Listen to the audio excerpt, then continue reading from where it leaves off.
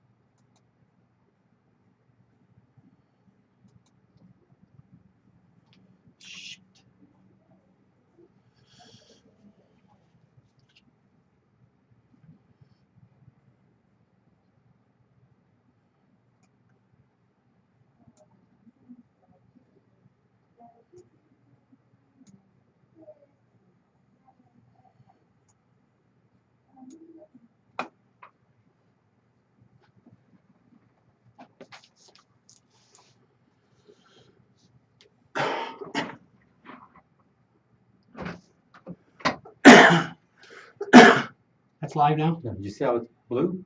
Yeah. You see it circling, and when it turns red, you're live. Got it.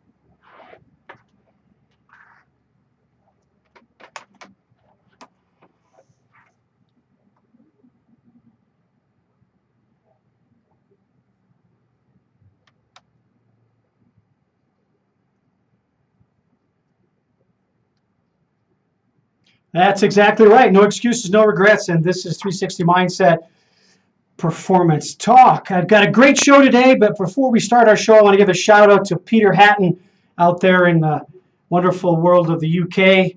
I know that he's going to be honoring his compatriots in Manchester, where he is his words and his sounds share to them. It's a tragedy that we have to be thinking about our show today in fun and being vulnerable when young people who were having fun and were most likely vulnerable in that arena had to suffer the pains and anguish of a terrorist. So our hearts and thoughts go out to those people in Manchester, England, and what they're going through right now. Hopefully today we're going to bring some insights to that with my friend and colleague, Tim Catalano, as we talk about having fun and being vulnerable. And in doing so, we're going to continue to breathe and move forward. So with that being said, let me also tell you about what's happening internationally in regards to the NFL. And then I'll introduce Tim Catalano a little bit more formally. But what's interesting, the NFL is tapping the international marketplace. They just added 4 international players to practice squads for the 2017 season. And they are these individuals as follows. Alex Gray from England. He's a rugby star over there. And Alex Jenkins, who's going to the New Orleans Saints. Alex Gray is going to... let's see, where is he going to? It doesn't say. Oh, Atlanta Falcons, the Atlanta Falcons. And then there's Eric Zakoza, who's going to Tampa Bay Buccaneers, and F.A. Ubada is going to the Carolina Panthers. International influence. Isn't that interesting? Because we checked that box a lot earlier than they did by talking about our friend Donnell Alexander, who's playing down in Mexico in the Mexican American Football League down there. And interestingly enough, Donnell, shout out to Donnell Alexander and his people down in Kansas. He's got another shot at Kansas City Chiefs. So that's awesome. That's where his dad played for a number of years. So that's our updates for this morning on our show, getting ready for talking about fun by being vulnerable. Have fun, but you got to open yourself up. And to do that, I can't imagine anybody better than Tim Catalano, one of the co-founders of Run the Edge, and the book, the co-author of Running the Edge. Tim, are you there with me? Are you listening to me? Are you staying focused? I'm doing great, doing awesome. It's such a wonderful day today. So let me ask you this. Did you run this morning?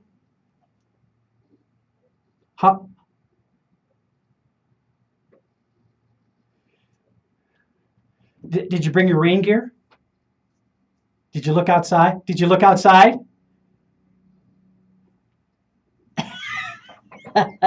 I would expect nothing less from you. But remember, we live in Colorado, so we know that it changes, and yet the humidity is so dry that we're going to dry out anyway, right? That's true, and I look at it this way: you can either be prepared for the weather or be prepared to suffer, and I choose the latter most of the time. Yeah, I'm driving to the studio this morning, and I'm thinking, I bet you Tim ran into work today, but I'm looking at these huge black gray clouds hanging over the Boulder Reservoir area, which is in proximity to your office, pretty close, or at least a few miles close. So I thought, oh, geez, he might get wet today. You know what's really funny about that, Lowell, and because I guess we're going to talk about fun. Yeah, oh yeah. I mean, I think that a lot of athletes have kind of a twisted version of fun, or what most people would think is fun. But 2 weeks ago, I was actually on a mountain biking trip with my wife and a bunch of friends. And we were biking in Fruta, and I was out on this loop by myself. I kind of went away from the group, and a hailstorm came in, and I ended up spending about 15 minutes underneath a rock with this other dude that was looking for a place to get out of the hail. And then it was like this mud slog to get back. My bike was all locked up, jammed up with mud, wasn't working.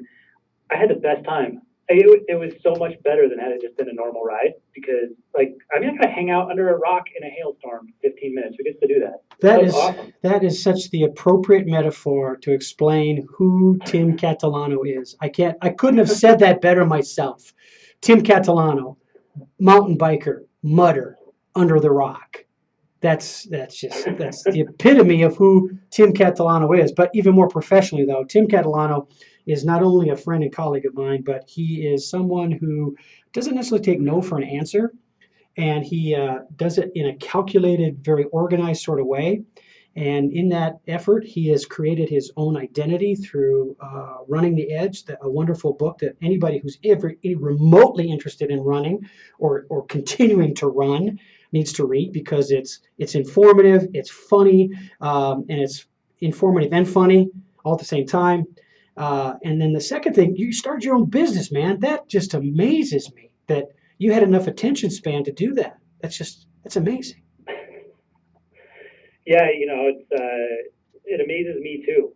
I can't believe I've been able to focus that long. Well, one of the major events for you was getting married, and then actually realizing that there is one person that cares about you. That's also essential, because to have fun, you got to be vulnerable.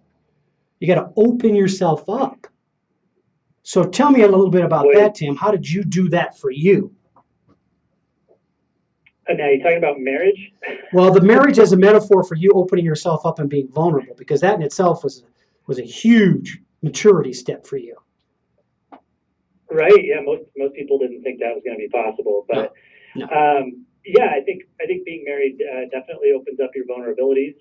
I waited until it took me 39 years to find the person that I wanted to marry. Yeah, precisely my point. I was willing to wait longer, by the way. But when you find the right person, and then so married life was new to me at the age of 40, and you do kind of share all of your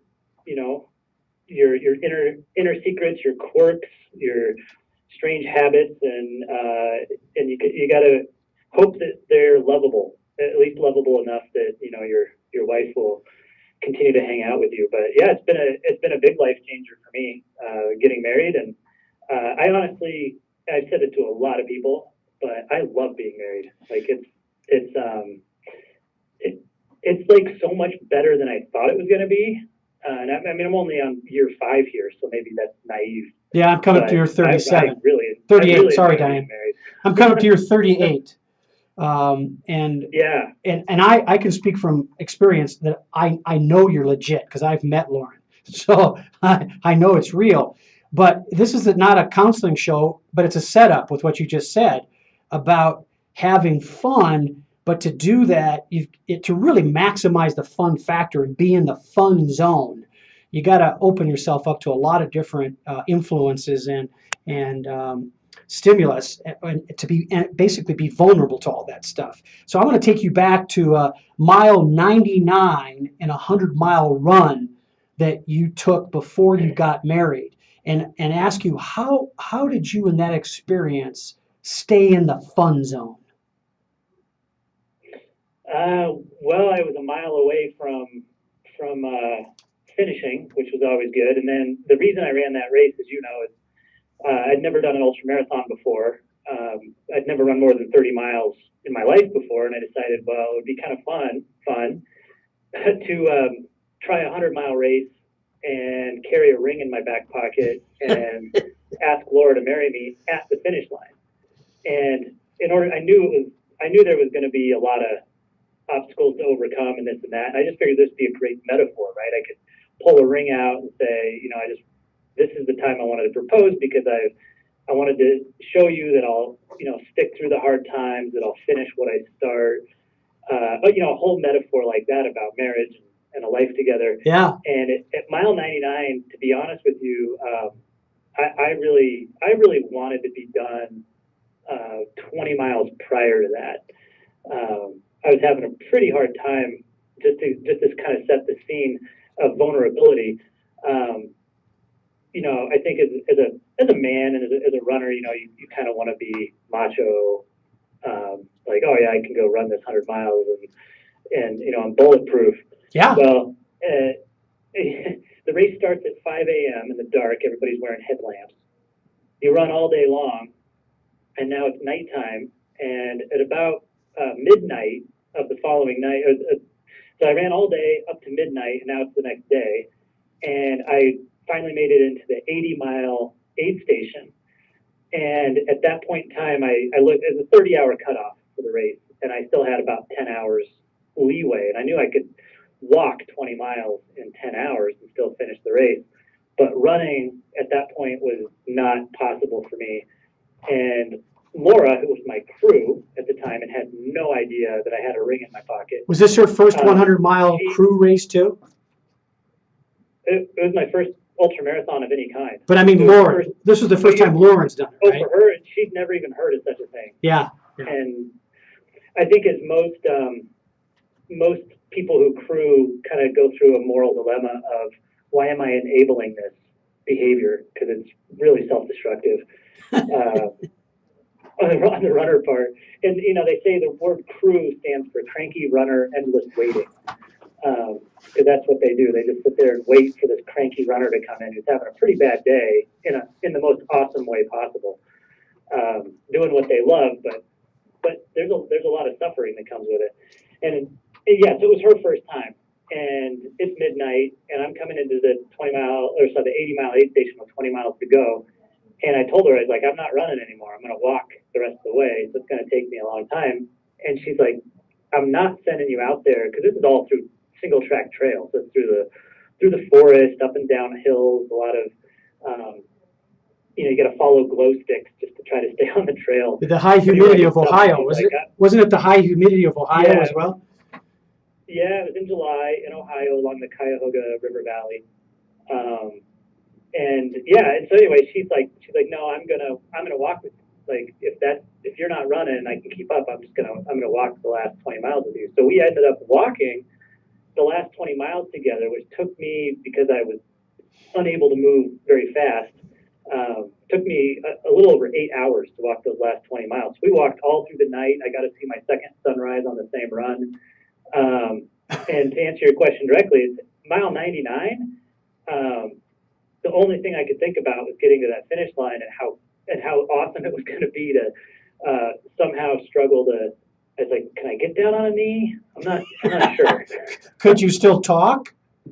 Can I still talk? Yeah. Were you But dehydrated? The vulnerability came. Oh man.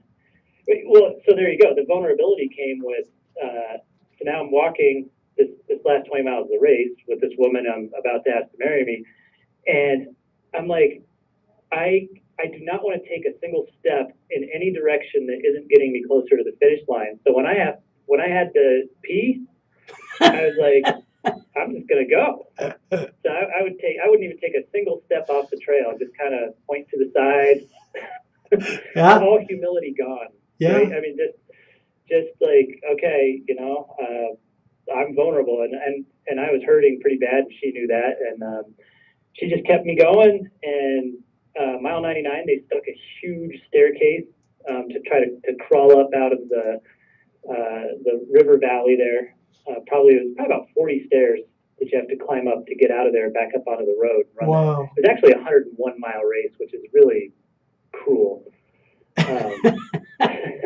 To add that extra mile on, but yeah, I mean, it is really, as strange as it sounds, like within an hour of crossing the finish line, I was thinking, I got to do another one of these. This was awesome.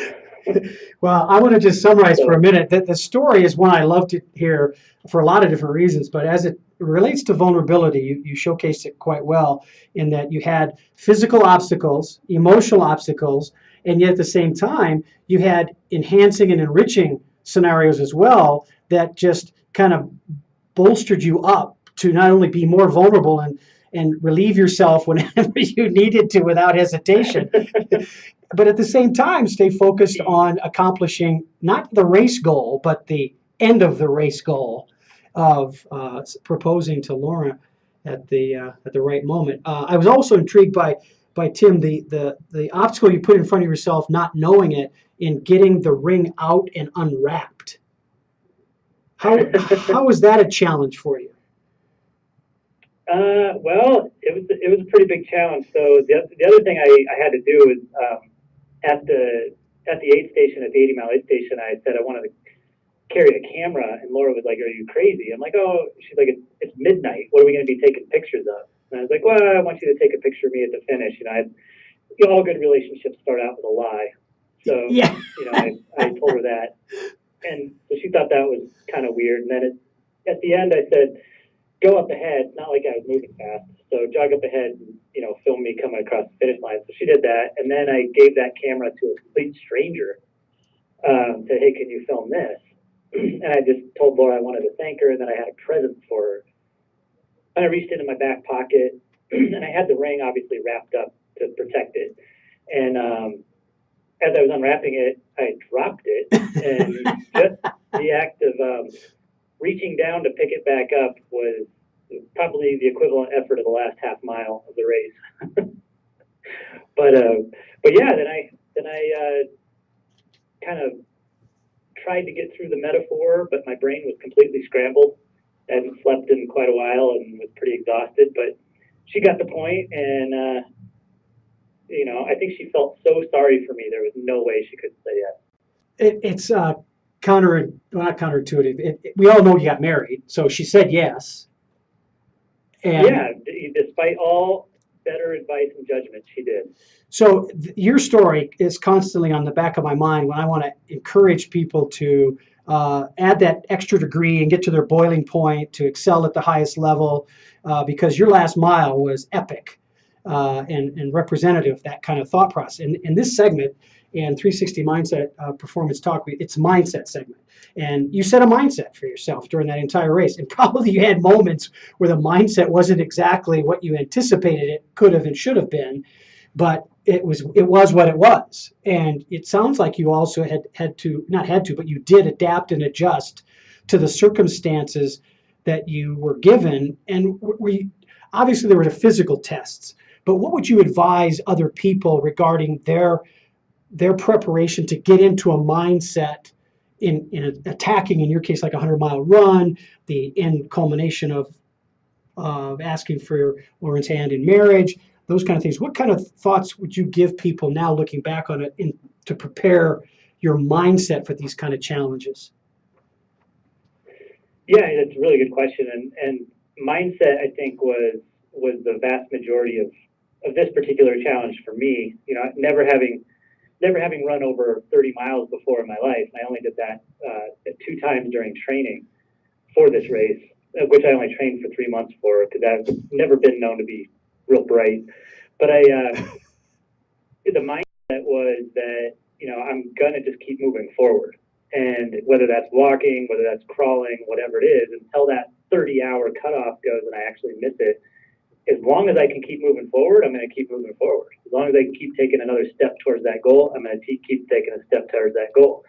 And I knew enough because I did a lot of reading, watched a lot of videos and podcasts and all kinds of things from experienced ultramarathoners. And so I knew that eating was going to become really difficult, by about halfway through the race. I knew that to expect the unexpected, and I knew that I was going to have to adapt to some sort of challenge that was going to arise.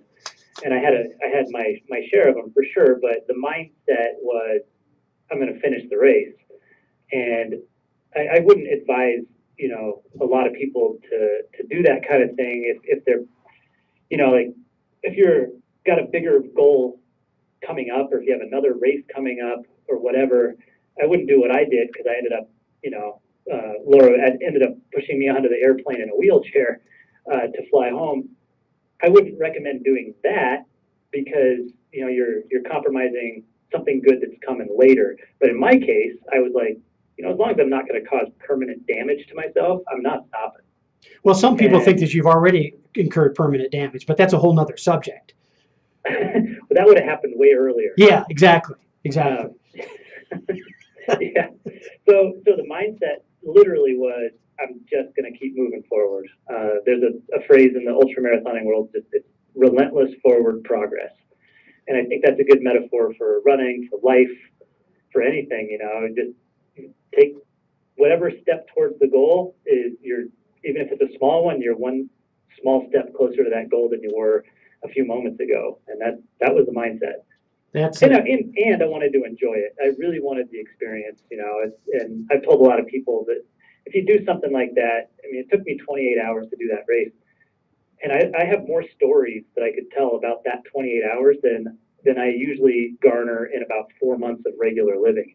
So it's a really rich, story-rich, experience-rich experience that you can put yourself through if so inclined. Well, that's why I'm good at what I do, Tim, because I connect with these stories and bring them to my airwaves.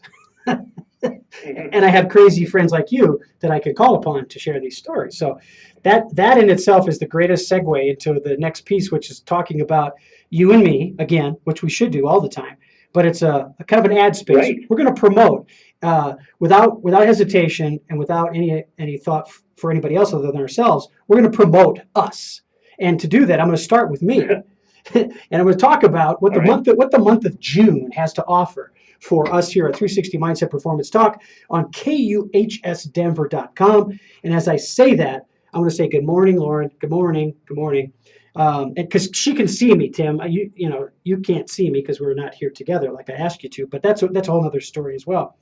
So we're going to have you're supposed to laugh or something, Tim, and recognize the fact. I did. I laughed. You laughed internally? Okay. On June 2nd, we're going to talk about focus on baseball. We're kind of not in the middle yet, but we're coming up to the All-Star break. Going to talk a little bit about baseball with the hopes of having Mark Stout from Root Sports to join us on for our show then. And then on June the 9th, here's one for you. Listen to this. Listen very carefully. June the 9th, we're going to have a talk on intimacy and teamwork. Now, does that mean you have to have teamwork to be intimate? I don't know. But we're going to talk about that because in the world of both professional and amateur sport, especially at the collegiate level and pro level, intimacy tends to be a concept that is not necessarily properly defined. And as a result of that, we have things like sexual assault. We have assault and battery. We have uses of medicines, drugs, and alcohol. So we're going to talk about intimacy and teamwork on June the 9th. June 16th, we're going to come back to what I indirectly mentioned about my honoring those folks in Manchester, England, and what they went through with regard to the terrorist act. We're going to talk about safety, and safety from a renew and recover point of view, because there's the performing elite athlete who needs to practice safe equipment, safety in the way they move and go through their exercises. But we're also going to talk about safety from the operational side of things, about what and where you go to see these events, where you go to play these events, and wondering about, am I safe here? Is there anything I should be aware of that I should bring somebody's attention because it doesn't look that safe to me? So we're going to talk about that. Also, I want to also mention that if you need to talk to me about anything, go to my website, 360mindset.com, and sign up for a consultation. Or just give me a tweet on at Coach LKW on Twitter and reach out to me. And I hope everybody's doing that now. Send us your questions to both myself and Tim Catalano, which is my segue into Tim Catalano and Run the Edge, a fitness, fun, and community-oriented company. See, I looked at your website, Tim. I checked it out. So that's their focus is on fitness, fun, and community. So Tim, expand on that a little bit for me, would you, and talk a little bit about what Run the Edge does? Yeah, sure. One of our many slogans is making fit fun, because as you know, you've known me for a long time. Like I believe that most of what we do in life ought to be infused with at least a little bit of fun. And fitness is one of those things that a lot of people, I think, approach with the kind of like, well, it's a chore. I don't want to do it, but I know that I have to for my health. My doctor said, whatever. And we try to make fitness really fun. And one of the ways we do that is via the community that we create that is positive. Our mission, which we're updating on our website soon here, Lowell, so you haven't seen it yet, but our mission we've refined down to 3 basic tenets, and that is everyone included, everyone challenged, and everyone successful. Those 3 things. And in our community, everyone needs to be included, meaning that we don't care whether you are, we've got people that are morbidly obese that take our fitness challenges, 500-pound people. They're just like, I want to get down to 450 pounds. We've got, all the way to the gamut of really high-end powerhouse athletes to, grandparents that are trying to teach their grandkids the value of being active and fit. And we have to create a community where all of those people are included. And it doesn't matter whether you're a runner, a walker, a hiker, a biker, a swimmer. We've got something that can include you in that. Everyone challenged is on the idea that, you know, a challenge for me is different than a challenge for you. Is a challenge different for that person who's trying to lose weight versus the grandmother and her granddaughter that are doing a challenge together. And then that everyone's successful part is that we get to set the criteria for how we define success, and we can work hard to achieve those success milestones. So that's kind of like the philosophy behind what we do. And then our two flagship fitness challenges they sound crazy to people because at first glance they are crazy. Our Run the Year challenge is right. I mean, our Run the Year challenge is this year running 2,017 miles in the year 2017. Okay. And by running that also hold on just a second. And hiking. Hold on just a second, because I'm going to have you go into that in the next segment and go on our skills segment. Okay. So this is a great segue. You notice how we're professional, but we didn't talk to each other. So we're going to go into that and talk about the fitness challenge and Run 2017 from Run the Edge and Tim Cantolato. We're at our break a little bit. We're coming into segment number 2, which is our skills segment. And as we do that, let me also remind everybody out there that you are in a position to make a difference with a lot of people. And to do that, as Tim said, you've got to be inclusive. Include people. As you include people, you are going to help them open themselves up and be vulnerable.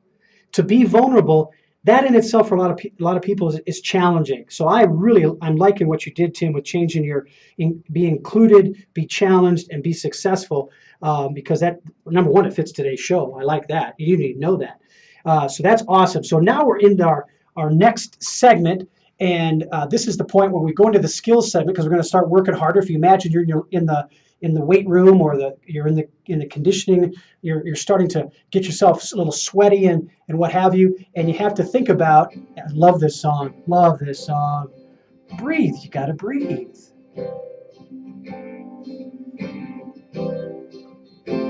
Nowhere to run, nowhere to hide. The damage is done. And as you know, Tim's 100-mile run, there was damage done, that's for sure. But I bet you he breathed all the way through it. So we're talking the skills segment, Tim. Tell me a little bit, as the two young men playing the song "Breathe" continue. What were some of the things that were in your mind when you started to create the challenge, the fitness challenge, and the Run 2017? What were you expecting as outcomes for the participants? It's a really good question.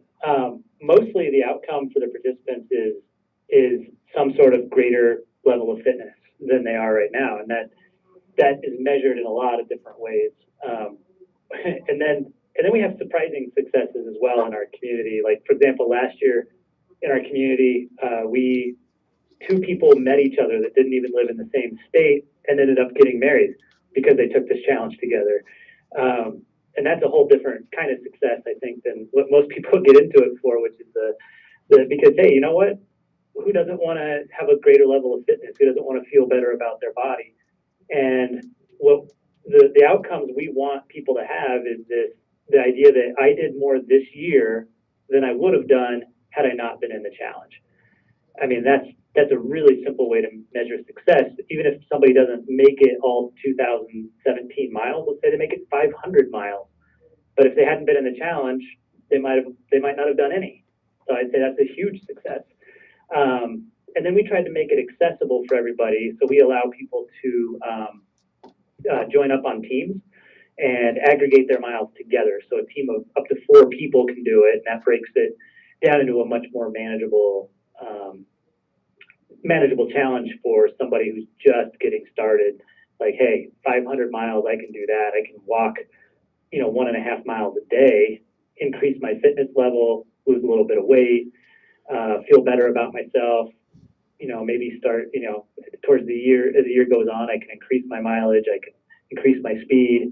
That's all success. And those are all outcomes that we imagine when people join our challenges. So, Tim, where do you bring all these people together to start getting after their outcomes? I mean, that must be a big arena that you occupy the streets pretty regularly then, right?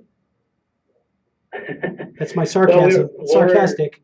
Yeah, well, since it's a virtual event, they really just meet online. A lot of people that they'll congregate at various road races and things like that, and including people that don't even do the races.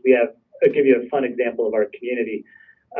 When the Boston Marathon, comes around every year, like just last month, the Boston Marathon was there. Well, we have some people in our community that can qualify to run the Boston Marathon, but you got to be a pretty, dedicated runner and marathoner to be able to run the standards to get into that race. Well, we have a whole bunch of people that will never qualify for the Boston Marathon, but they go and literally get together at specific mile markers to cheer on the people that are in the challenge that are running the Boston Marathon, which is pretty awesome. And that is way beyond what we envisioned. So when we started doing this. So that's the power of the community. So Tim, summarize for me why you picked virtual and not doing a big event where thousands of people could show up and you could challenge the Boston Marathon for runners. I mean, why did you do it virtually?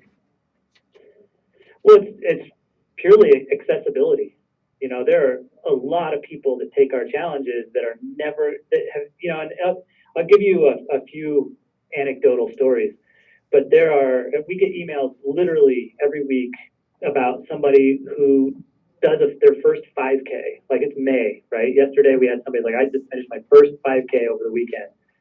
And they're so proud of themselves, and they say, I never thought in 1,000 years I would ever do something like this, but thanks to this group, thanks to this community, thanks to all your support. And that's not coming from us. That's coming from the other people in the challenge. People go out and do that kind of stuff. And if we just did a live event that's a one-off, first of all, that's going to take one day. Mm-hmm. And that's not going to generate that contact between people over a longer period of time. Yeah. That's not going to really build friendships and communities and relationships that last. And second of all, it wouldn't be accessible to a lot of people. They'd have to travel. They would have to be willing to subject themselves to that. Let's be honest. Not everybody wants to stand on a starting line and subject themselves to the judgment of a clock. Yeah. I mean, not everybody wants to do that. But there are people out there that want to get fit. They want to have fun doing it. They want to be motivated. So we try to infuse all kinds of motivational things and fun into our challenges. So we have a tracker that pops up motivational things and little mini milestones as they go along, and they can earn badges and bibs and things, and to try to make it fun, but it's accessible to literally every kind of person, and they don't even have to get out of their own neighborhood. So Tim, how do they get in touch with that? How do they sign up for that? Oh, there's virtual channel. You don't have to go through us. There's virtual races. You can just Google virtual races, and you might find our company, but you'll find a lot of other people that host virtual 5Ks, 10Ks. But Tim, all I want them to do is find your company. Well, then they just go to runtheedge.com. Exactly. They can look at our challenges. Yeah. And we do the big ones.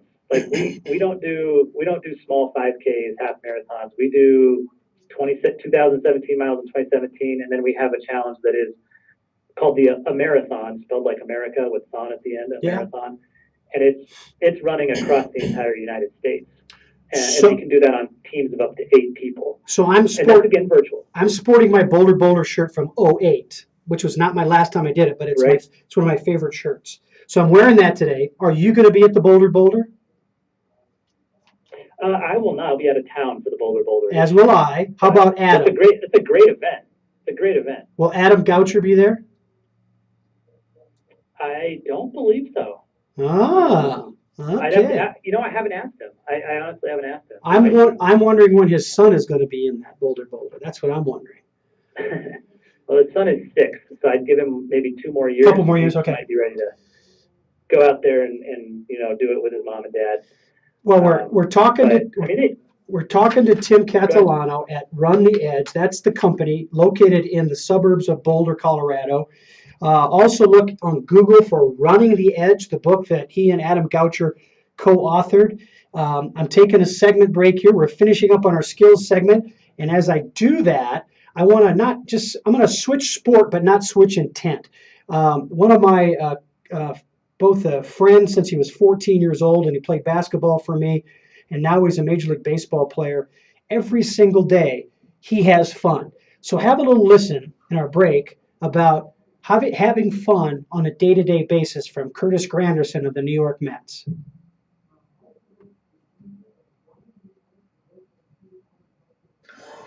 Hey, what's up, guys? It's Curtis Granderson of the New York Mets. Coach Whiteman wanted me to chat with you guys about keeping things fun all the time. Obviously playing Major League Baseball, it's fun and exciting.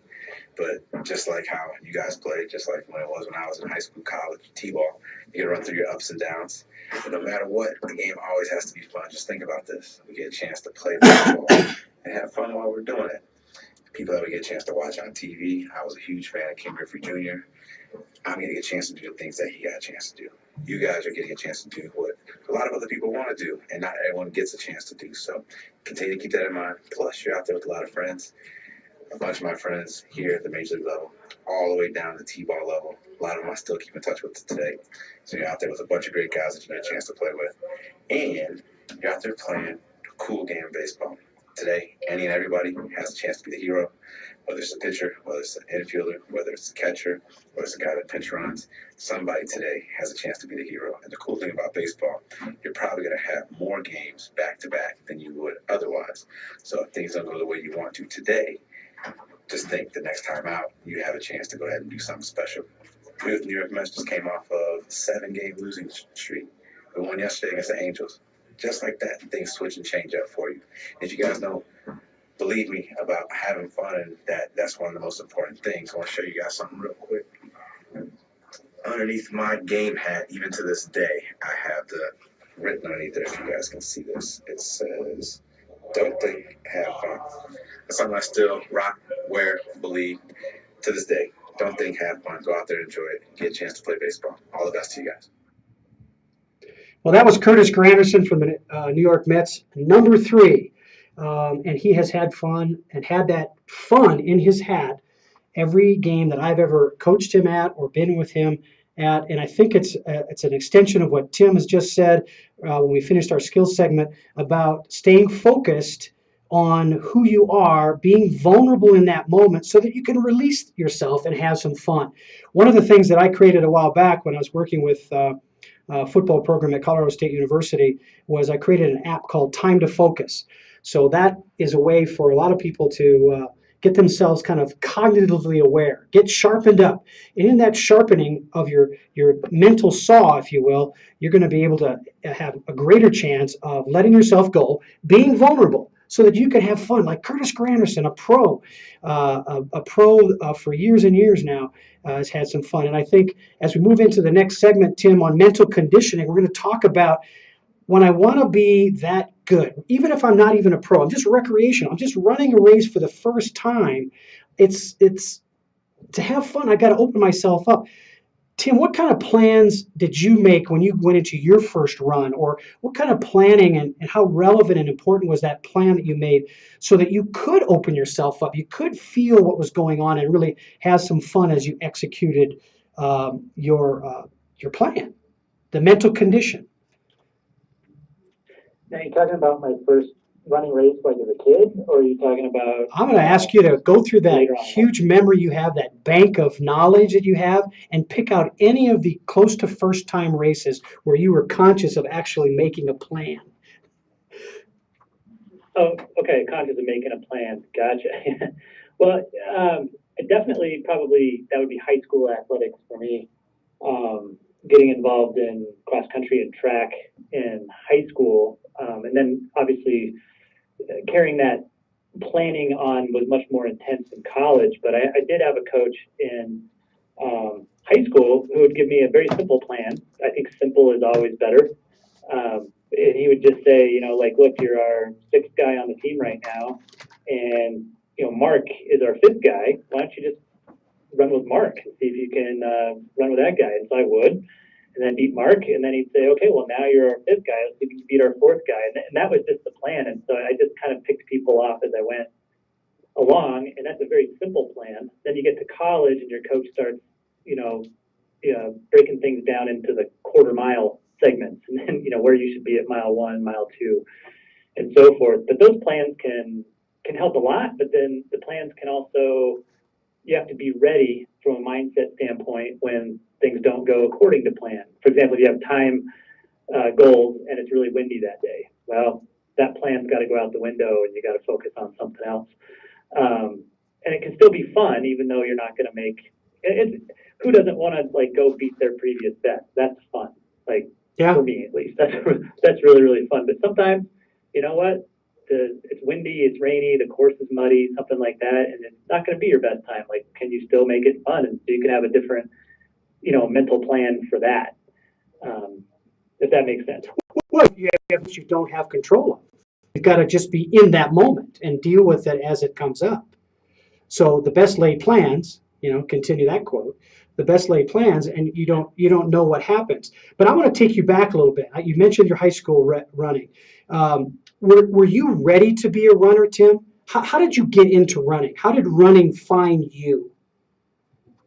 That's a good question. I'm an accidental runner, for sure. And I think that, most runners, 90% of runners out there do it because it feels good. I mean, when you start to get fit, and we talk about this in the book quite a bit, but there is definitely a price to pay. It's very difficult to go out for your first run and find that fun. Even if it's only like a mile, you go out, if you haven't been running before, there's going to be quite a bit of discomfort in that, and you're going to go, well, this isn't fun at all. So how is it that 50,000 people are going to do the Boulder this year for fun? You're going to go run 6.2 miles, and I find running 1 mile excruciatingly horrible.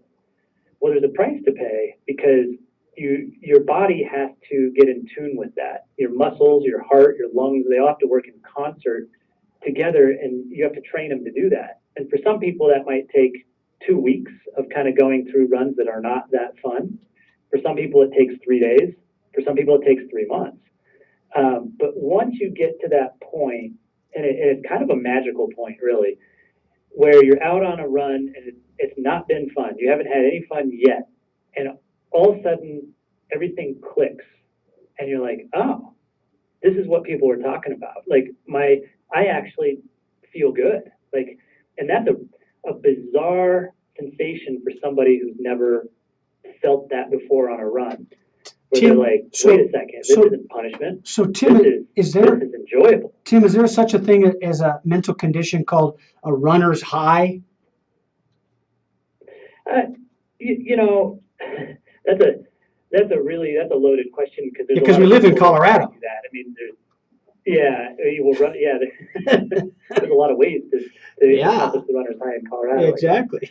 But I think I get a runner's high every time I go because after I'm done, I just feel great. I feel great emotionally about myself because I just gave myself a gift. I feel great physically, even though I'm a little bit more tired because my body, I can just feel it getting stronger.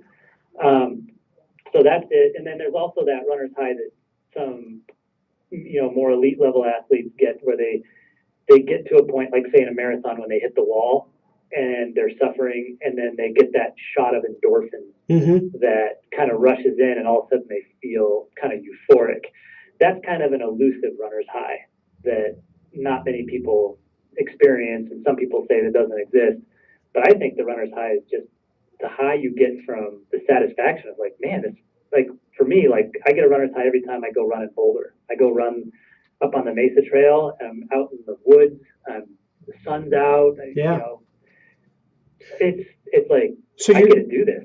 I live in a body that is able to do this, and that is a gift, and it's amazing. So Tim, you're starting to describe the beginnings of strategies on how somebody would create an environment to optimize that potential of the runner's high, that euphoria that you talked about. What are some things that you would recommend strategically for someone to optimize creating that environment? And I mean something beyond the really cool shoes and the nice shorts and a tank top or whatever your favorite, beyond that superficial stuff that's kind of a given. You need to have good equipment. So what are some strategies you would ask them from a mental conditioning perspective to use to get to that optimizing the chance that you're going to feel really great about your run?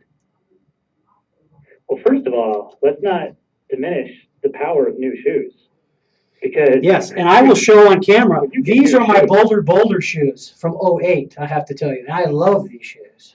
So yes, Tim, I agree with you. oh, but when you do get a new pair of shoes, don't you just want to go use them? I do a It's like, dance. oh, I got new shoes. I do a can little go for dance. a I run. do my new shoe dance. Yeah. Because you have to Yeah, showcase. it's an amazing thing. Yeah. But to answer your point directly, for a beginner, we tell people all the time that there's the Jeff Galloway method of getting into running is a really good one. It's just a mixture of running and walking. And what I would tell somebody is go out for your first day and set aside 20 minutes to go for a walk. And during that walk, put in, 5 30-second jogs that are just incorporated throughout that 20-minute walk. And those might feel really hard, and you can walk in between to recover, and then extend that to a minute, to where you're running a minute and then walking, and running, for say 5 minutes, then running a minute and then walking for 5 minutes. And that's progress. And then when all of a sudden you find yourself running 2 minutes without stopping, it's not very long before you're running 3 minutes. And then when you run that first full mile without stopping, I don't care whether that takes you 18, 19 minutes to finish, but you run that first mile without stopping, that's a celebration. I mean, that is a huge accomplishment, and that should feel amazing. And as you do that, and you just keep increasing those little milestones along the way, pretty soon it starts to feel good. Now, like I said, you hit that magical moment where it's like, hey, this is punishment. This isn't even exercise. This is recreation. And that's when you've made it, man.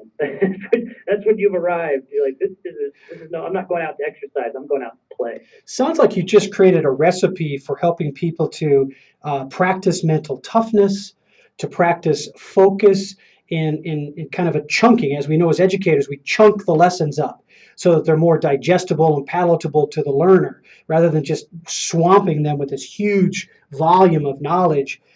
You're giving them these chunks. And it sounds like with the runner, the new runner, or even the existing runner, hey, break it up into pieces so that you can tolerate it and feel. You can practice being vulnerable, and so that you don't sacrifice the fun. Staying in the fun zone. I like to stay in the fun zone. So with about 5 minutes left in the show, Tim, I'm gonna move to our performance result, the last segment, as I quickly remind everybody that this is 360 Mindset Performance Talk on KUHSdenver.com, and I'm talking with my friend, my buddy, sometimes my verbal punching bag. We go back and forth with each other. It's a balanced kind of a dance we play.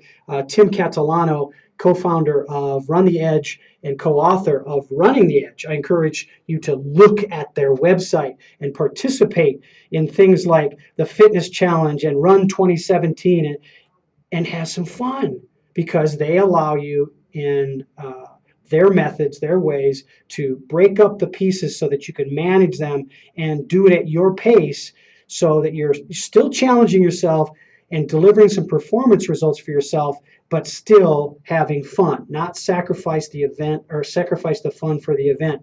So, Tim, with that being said, performance results, what do you expect when someone does participate on your website into those virtual programs you have and get those wonderful medals by crossing the virtual map of the country, or whatever they choose to do?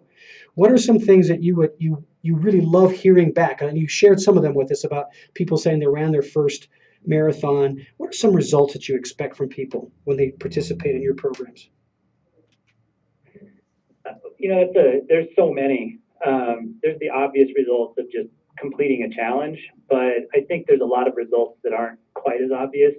We get emails a lot of times from people that tell us that, getting involved in one of these challenges literally changes their lives. And that change isn't just because, hey, I got into better shape or I completed this challenge, but it's also that change of, I've now made fitness a priority. I've now figured out how to structure my day so that I can have X amount of time to get out and do this thing. And once that becomes a habit, once that becomes a routine, it's like brushing your teeth. You don't want to go a day without it.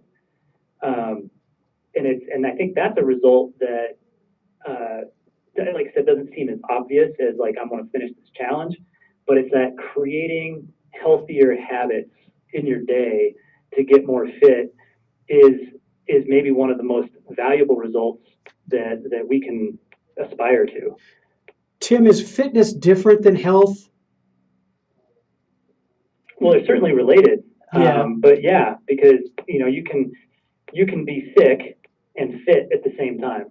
You can have whether that's a cold or something much worse like a cancer or something. You can be physically fit and still not be healthy. Yeah. But they're certainly correlated where becoming more physically fit is going to increase the chances that you're healthy and living a healthy life, exponentially. But I think that fitness and health are two different things because people can be very healthy and not be fit. Like, hey, for example, Lowell, me in the wintertime. Yeah, that's good. I laugh. I'm pretty but healthy. It's the but truth. Not very fit. So you're also saying that to pursue fitness and to enjoy fitness, you're promoting better health. Oh, absolutely. All right. Yeah, Because absolutely. I know we're kind of in a chicken or the egg not conversation, but yeah, well, and I don't think it's not just physical health; it's mental health. yeah. Because when you feel good about your body, you're a happier person. And I think that there's a mental health piece to it. There's a physical health piece to it, and fitness can improve both of those health outcomes. Well, I'm glad you said that because we're going to use that as a segue to begin our close for the show. And in a second or so, I'm going to ask you for your final thoughts.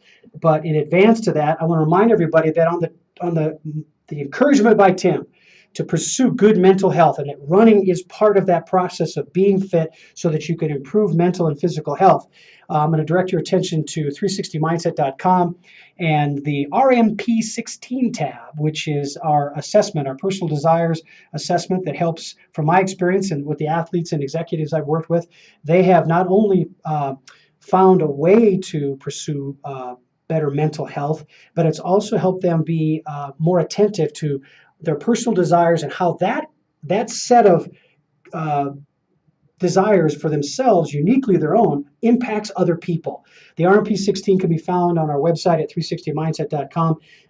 Just sign up, take it, and you can talk with me, and we'll go through how your personal assessment of your human desires can impact improving not only your mental health, but your interaction with others, with teammates, be more effective on the job, and make better and more effective plans for the future. So with that being said, shamelessly as it might sound, I'm going to go and give Tim the same opportunity. We've got, is it runtheedge.com for your website? Yep. Runtheedge.com. And take advantage. It's right there. It's a beautiful website.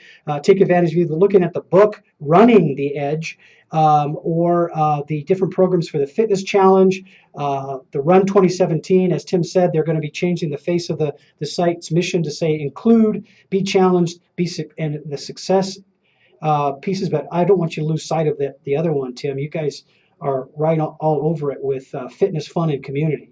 Don't lose sight of that as well. So that's my pitch back about Tim Catalano.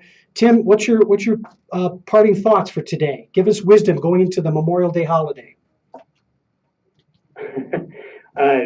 Nobody ever asks me for wisdom, but yeah, the Memorial Day holiday. Hey, the summer is here. The longer days, more opportunity to get out and enjoy the outside, and any opportunity you get. And the last bit of quote unquote wisdom I would give people is we focused a lot on running, and you know what? There's a lot of other ways to be fit, and walking is an amazing thing to do as well. If you just don't want to run, go for walks, go for hikes, get on your bicycle and go for a ride. All of that stuff is just as good as going for a run. Don't for a minute think that you have to be a runner to be physically fit. The great state of Colorado, we're on vacation every day. Let me say thank you to my guest, Tim Catalano, great friend and colleague. I joke, but he is an expert in a lot of different things. Let him tell you what they are. But that being said, thank you to Henry, as always, the lovely and wonderful Diane, and be aware that this weekend is a special weekend for lots of different reasons. I want everybody to be safe and focus on the Memorial Day, those who serve us proudly and boldly, both here and overseas, to protect us. Once again, our best to those who have suffered in Manchester, England, due to the acts of those who are desperate and foolish and think that by violent acts their voice is heard. They couldn't be more wrong. Terrorism is not something to be tolerated. So my best to everyone out there for a safe and productive holiday. This is Lowell Wyman, your host of 360 Mindset Performance Talk.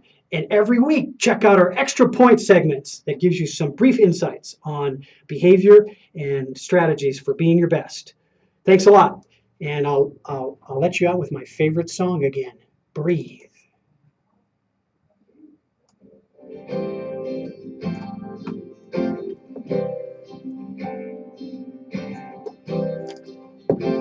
Nowhere to run, Thanks, Timmy. Appreciate nowhere it. to hide. Yeah, and I'll send you the digital file. Have a great weekend. So leave it all behind.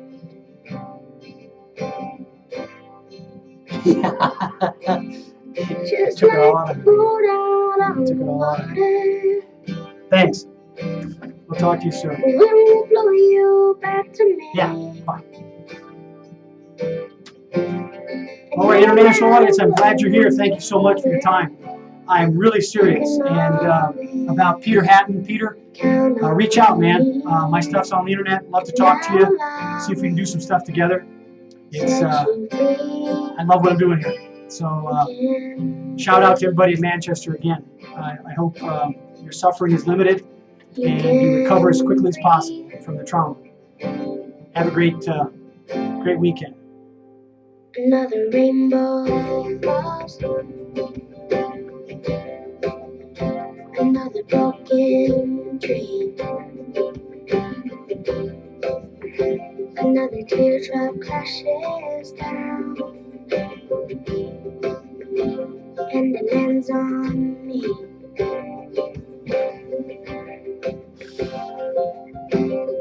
Just like the boat out on the water. The wind will blow you back to me. Yeah, I was talking to him. And no matter what, Give another shout out to Peter.